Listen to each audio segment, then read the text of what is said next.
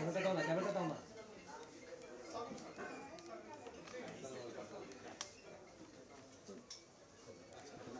এই আর পিছিয়ে যাও। আমরা ভেতরে নিয়ে কথা বললাম, উনি আপনার বক্তব্য আমরা পেয়েছি, এটা অবশ্যই যুবটাই আমাদের আগামী বড় ব্যাপার। আমরা এখন একটু জানতে চাচ্ছি যে মানে আমাদের টপ অর্ডার আবারও ব্যর্থ, ভারতের সঙ্গে যে ম্যাচটা গেল কি মনে হলো ভাই? আসলে আমাদের অ্যাবিলিটি এতটুকু নাকি আমরা সামর্থ্য মতো খেলতে পারছি না? এটা তো আমার চেয়ে ভালো আপনারা সকলেই জানেন।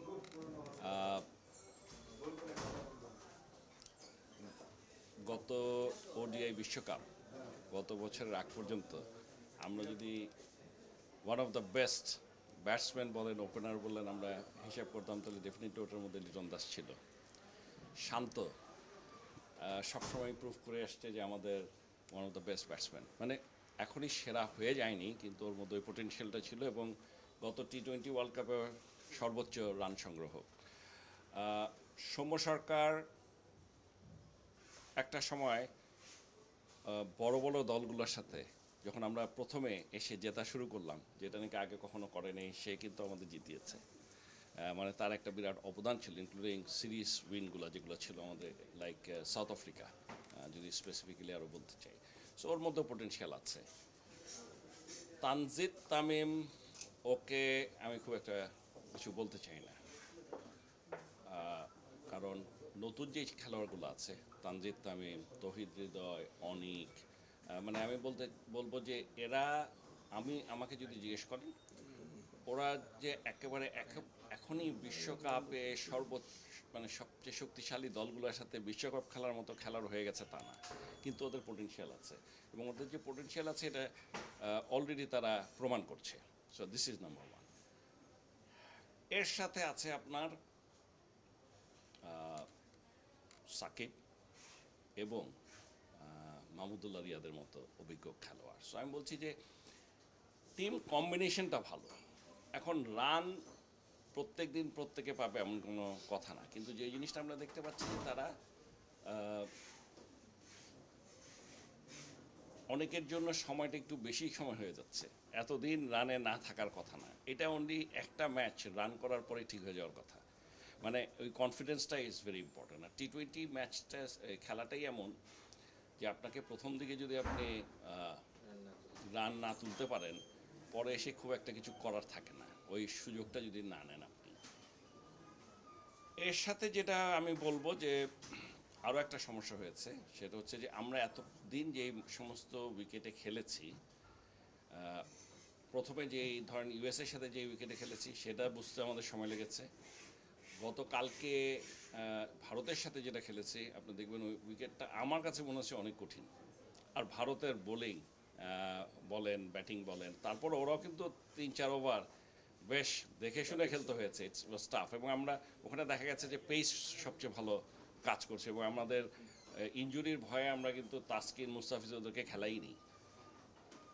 তাসকিন যদিও এখন রেডি, তো তাসকিন মুস্তাফিজকে খেলাইনি। এর মধ্যে একজন করলে সেই আবার ইনজুর, শরীফুল। এই যে আমাদের যে ইনজুরি প্রোন খুব বেশি আমাদের খেলোয়াড়গুলো, এটাও একটা সমস্যা। সো আমি বলতে চাচ্ছি যে আশা করছি, মানে এই উইকেটটাও এরকমভাবে আমরা ভাবিনি, কারণ প্র্যাকটিসের জন্য গিয়েছি যখন একটু ভালো উইকেটই ভেবেছিলাম। কারণ বিশেষ করে আপনি যদি দেখেন সবচেয়ে ভালো ব্যাটিং উইকেট কোথায় দেখেছি আমরা, টি-20 ওডিআই ওয়ার্ল্ড কাপে। গত ওডিআই ওয়ার্ল্ড কাপে এটা ব্যাটিং প্যারাডাইস।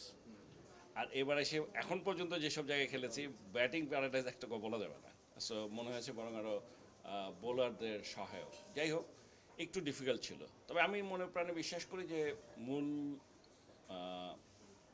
পর্ব যেহেতু শুরু হয়েছে, এবং প্রথম ম্যাচটাই আপনারা দেখেছেন, এটা ভালো উইকেট। আমার ধারণা আমাদের আগামী দিনের উইকেটগুলো ভালো হবে। একটু ছোট করে যদি আমি প্রশ্নটা করি, সেটা হলো আমাদের ওপেনার এবং টপ অর্ডার, এদের ব্যর্থতা আসলে দলকে ভোগাবে কিনা, এবং আমাদের বিশ্বকাপের যে একটা ভালো খেলার স্বপ্ন, সেই স্বপ্নটা আসলে আমরা দেখতে পাবো কিনা। বিকজ সেই জায়গাটায় আমাদের দীর্ঘদিন আমরা দেখছি যে আমাদেরকে ভোগাচ্ছে বছরের পর বছর। আমাদের সেখানে ভোগাচ্ছে, এবং আমরা যেসব ম্যাচ ভালো করেছি সেই জায়গায় ভালো করার কারণেই করতে পেরেছি ডেফিনেটলি। তো সেই জায়গাটা আপনি কি বলবেন? টি-20তে তো এটাই যে আপনার প্রথম 6 ওভারের অ্যাডভান্টেজটা আপনি যদি নিতে পারেন তাহলে আপনার স্কোরটা বড় হবে, তা নাহলে হওয়া কঠিন। এটা হলো প্রথম কথা। সো আমাদের আনফর্চুনেটলি উপরের দিকে যারা আছে তারা রান পাচ্ছে না, কিন্তু তারা যে কেউ ভালো ব্যাটসম্যান না বা পারে না এমন তো কোনো কথা না, হচ্ছে না। কাজেই যেদিন হবে সেদিন ভালো করবে। আমরা এইটুকুই আশা করতে পারি যে তারা তাদের ফর্মে ফেরত আসবে। এবং আমার বাকি কথাগুলো আমি আজকে বলতে চাচ্ছি না, আমি আরও পরে বলবো। খালি একটা জিনিস মনে রাখবেন, একটা ট্রানজিশন ফেজ যাচ্ছে এখন, কাজে এটা একটু মাথায় রাখতে হবে। জি, একটা ছোট্ট প্রশ্ন, সেটা হচ্ছে যে গতকালকে যখন ম্যাচ শেষ হয়েছে তখন স্টেডিয়াম থেকে বেরোনোর পর ইন্ডিয়ান 3 বাসের সামনে শত শত ইন্ডিয়ান প্রবাসী দর্শক ছিলেন। বাংলাদেশের 3 বাসটা সেখানে প্রায় 2 থেকে 2.5 ঘন্টা অপেক্ষা করেছেন, প্রবাসী দর্শকদের দেখাই যায়নি। এখানে কি আপনার মনে হয় যে আসলে প্রবাসীদের মধ্যে একটা খেই হারাচ্ছে বাংলাদেশের ক্রিকেট? একেবারেই না, একেবারেই মনে হয় না এরকম কিছু।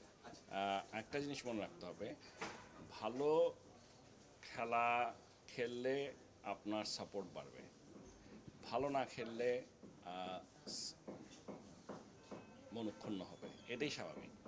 যারা ওয়ার্ল্ড ঠিক আছে। কাপে, আমরা একেবারে শেষ করে, যারা ওয়ার্ল্ড কাপে দলে জায়গা পেয়েছে, সুযোগ পেয়েছে এবং দেশের প্রতি তাদের যে কমিটমেন্টের জায়গায়, সেই জায়গায় ঠিক তারা যদি সেটা অক্ষুণ্ণ রাখতে না পারে, বিশেষ করে আমরা প্রতিবারই দেখা যাচ্ছে যে আমাদের মানে কিছু না কিছু একটা প্রবলেম, প্রতিবারই তো নাই, কিছু না কিছু একটা গত world cup ODI world cup থেকে শুরু হয়েছে, এর আগে সেগুলো কখনোই যেন না। না হয়, সেগুলো যেন না হয়, সে ব্যাপারে আপনাদের পক্ষ থেকে, তরফ থেকে, বোর্ডের তরফ থেকে কি ধরনের এখানে initiative আমাদের কিছুই করার নেই, করা? যা যা করার আগে করা হয়ে গেছে।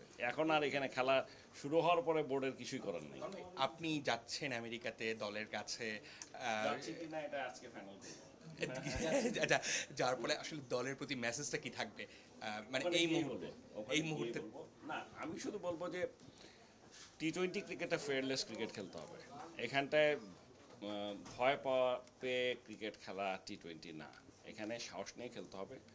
আমি আশা করব যে যেহেতু তারা জাতীয় দলে সুযোগ পেয়েছে, বিশ্বকাপে বেস্ট যারা খেলছে তাদের মধ্যে সুযোগ পেয়েছে, তারাই দেশের সেরা, এই কথাটা বিশ্বাস করে তাদেরকে খেলতে হবে। তাদের উপর আমাদের আস্থা আছে এবং তারা যেন ফ্রিলি তাদের ন্যাচারাল খেলাটা খেলতে পারে, সেটাই বলবো। অত চিন্তা ভাবনা করে খেলা যাবে না। আপনি দেখেন যে সমস্ত দেশ ফ্রিলি খেলছে, কানাডা বলেন, ইউএসএ বলেন, ওদের কোনো প্রেশার নাই, ওদের দেশে কোনো দর্শক প্রেশার নাই, ওরা ফ্রিলি খেলে যাচ্ছে।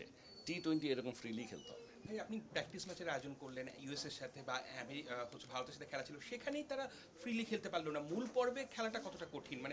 মানে একটা জিনিস কি, যেহেতু অনেক দিন ধরে ওদের সাথে ওরকম যোগাযোগ নেই, এইখান থেকে আসলে কথা বলাটা খুব কঠিন।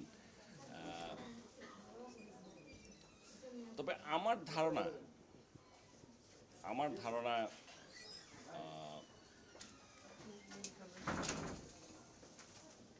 প্রত্যেকেই দেখেন, তানজিদ তামিমের পোটেনশিয়াল আছে, এটা অস্বীকার করার কোনো লাভ নাই।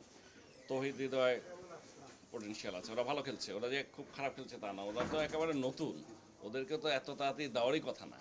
সো সাকিব আছে এক্সপিরিয়েন্স, মাহমুদুল্লাহ রিয়াদ আছে। এখন আসেন তার আগে যারা আছে, এদেরকে যদি আমি নিয়ে কথা বলতে চাই তাহলে ডেফিনেটলি এখানে সৌম্য, লিটন দাস, শান্ত, এদের শান্ত আশা করছি যে কোনো সময় রানে চলে আসবে, আর সৌম্য আর লিটন দাস একদিন খেলে দিলেই হবে।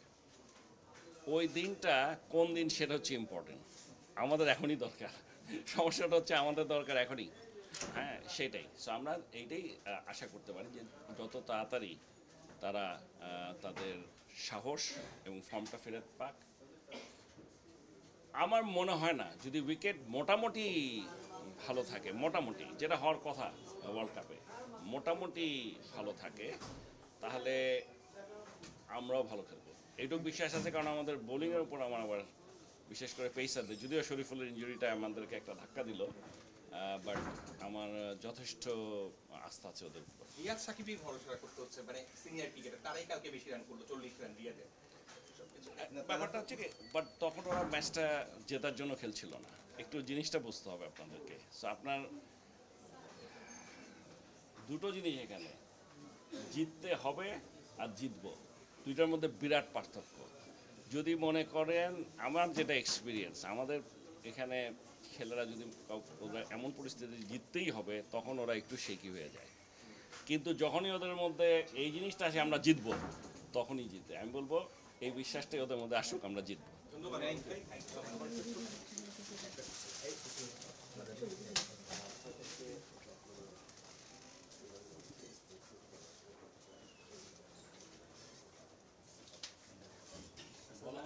আগে আসুক, তারপর আমরা আমাদের তো জমা দিব। খুব একটা যে খুব আসবে তা না, তবে আমরা যে জিনিসটা করবো, আমাদের যে সমস্ত জায়গায় বেশি দরকার, সে সমস্ত জায়গার উপরই আমরা